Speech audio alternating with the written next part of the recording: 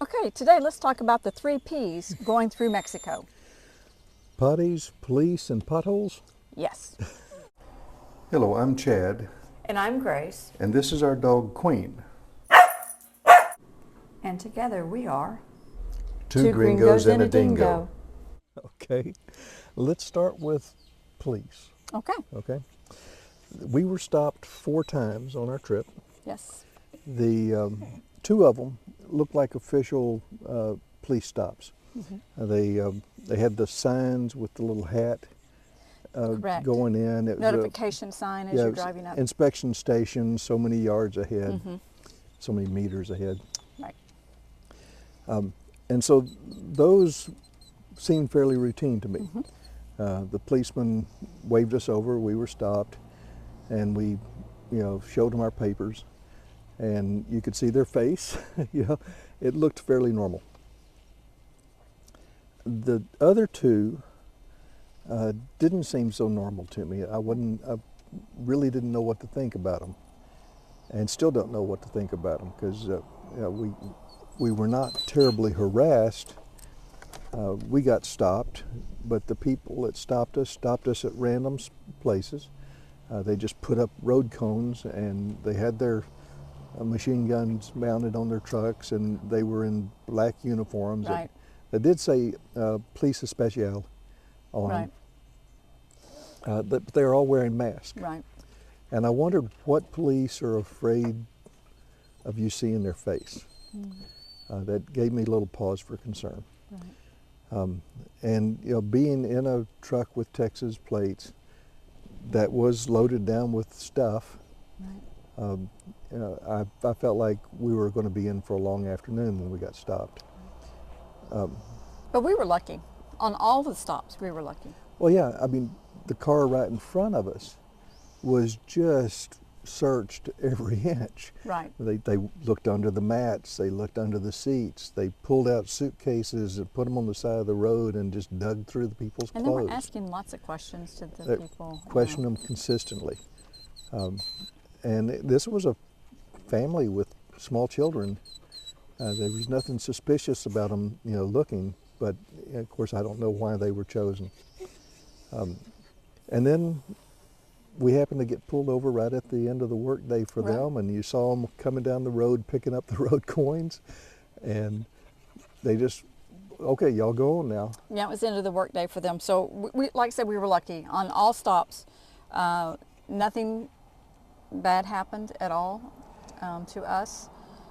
So, I felt like Queen was helpful on She was. one. She is the type of dog that never gets aggressive. no, never. She loves people. She thinks everybody's a friend. She doesn't normally bark at people. But the fella came up in his mask, and he was asking to see in the back to see the dog. See the dog. And we had to roll down the window, and she sees this guy in a mask, and she just goes nuts. She started barking And he Yeah. just looked at her and looked at us and, and said, said, "Okay, go on." "May go on." So, yeah. So she, I think she sent something on that one. So, glad she was there. One of our strategies was to put little packets of money hidden in what we Right. called our hidey hoes. Right. There were like 10 of them, and we put them like in the dog food. We put them in suitcases. We put them in camera bags. We just Put them everywhere. Yeah, and the feeling was if we got searched like the people in front of us, they'd find 1 or 2 of those, and they'd think, okay, we found their money, and if they were crooked cops, that would probably be the end of it. After watching them search the car in front of us, I thought, boy, they're going to find everything we put anywhere. But they didn't ever search us. It was the end of the day for them. But I think it was a good strategy. I would recommend it to others to divide your money up and put it in different places because you never know. Yeah. Now you had a strategy for police stops that you'd printed out. Right. I used the Facebook group On the Road in Mexico suggestion that, and there's a document there in their file section for if a policeman stops you, it's written in Spanish and English, basically says, I understand you've stopped me for a traffic violation, I understand what my rights are, I understand what your responsibility is, basically telling them to issue you a ticket.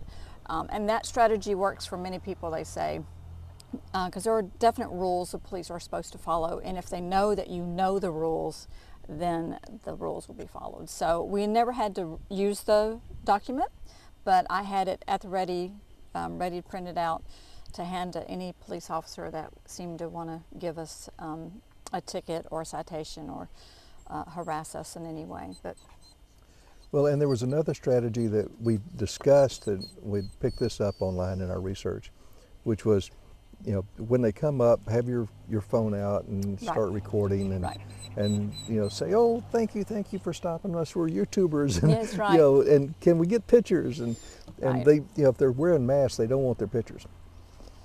If they're honest, good police officers, then they're going to be okay with pictures made. But if they're not, then they will normally just let you move on.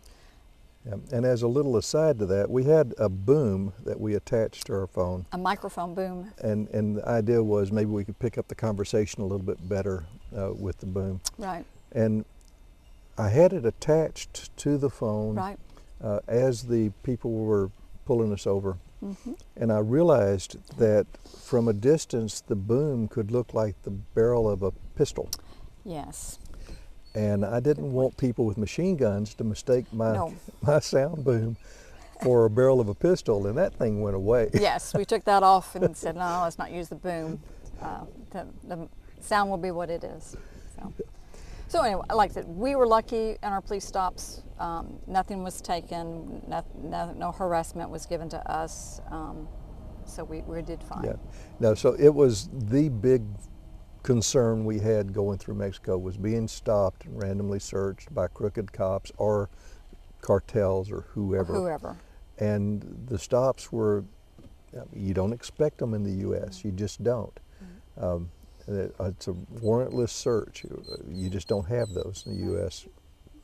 But they're fighting a different battle in Mexico, and I understand why they have them.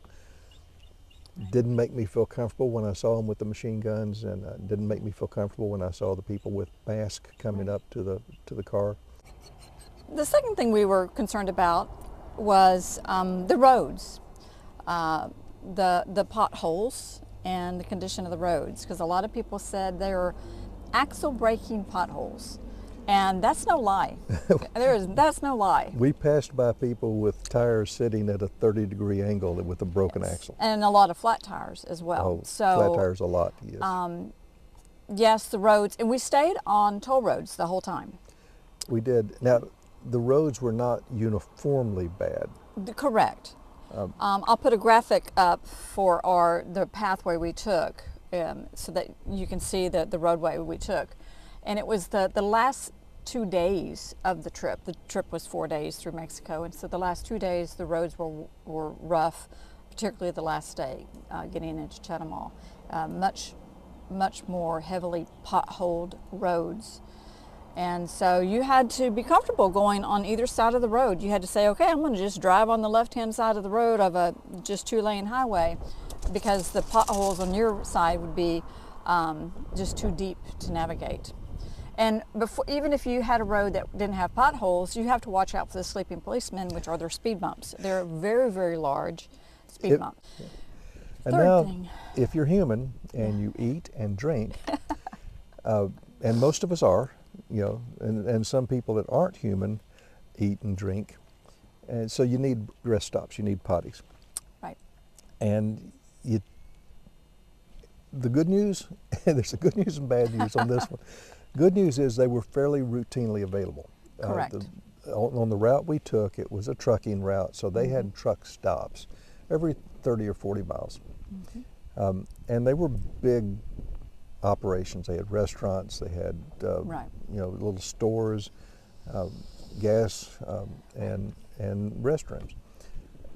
But the restrooms mostly were pay restrooms. Right. 5 pesos Yeah. to use the So restroom. make sure you take some pesos with you, Yes. and then make sure that they have a little turnstile that you put the money in, and it turns like you're going to the world's worst amusement park.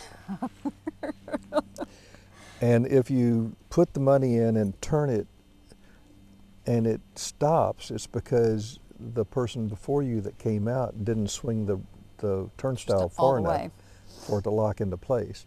And so now you've spent 5 pesos just to get it to where it was supposed to start. So you pay another 5 pesos. And then you're thinking, okay, I've paid 5 pesos. Yeah, This yeah, is going to be great.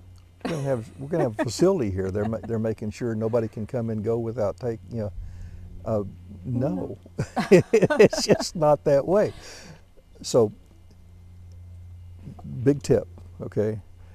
If you're going to travel through Mexico, take toilet paper Right. or napkins or wet wipes, because they're not going to provide them in the restrooms. Right. They're not going to provide toilet seats No. in the restrooms No. for the men or the women. No. No. Okay. No toilet seats. They're not going to provide soap to wash your hands. No. They're not going to provide Paper towels to towels. dry your hands after you've Or washed it. a dryer or anything. Yeah. So it's like someone said, you have to have restrooms.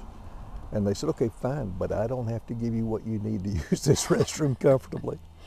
But, but we're North American standards. Our standards are different. So, and there many parts of the world would have no problem with this. So if you are a North American standard person used to a certain level of restrooms, it's just going to be different on the road in Mexico. So just be prepared. Our upcoming episodes are about our life here in Belize and how we're settling in. Make sure to follow us on Facebook and read our blogs at Two Gringos and a Dingo on WordPress.com.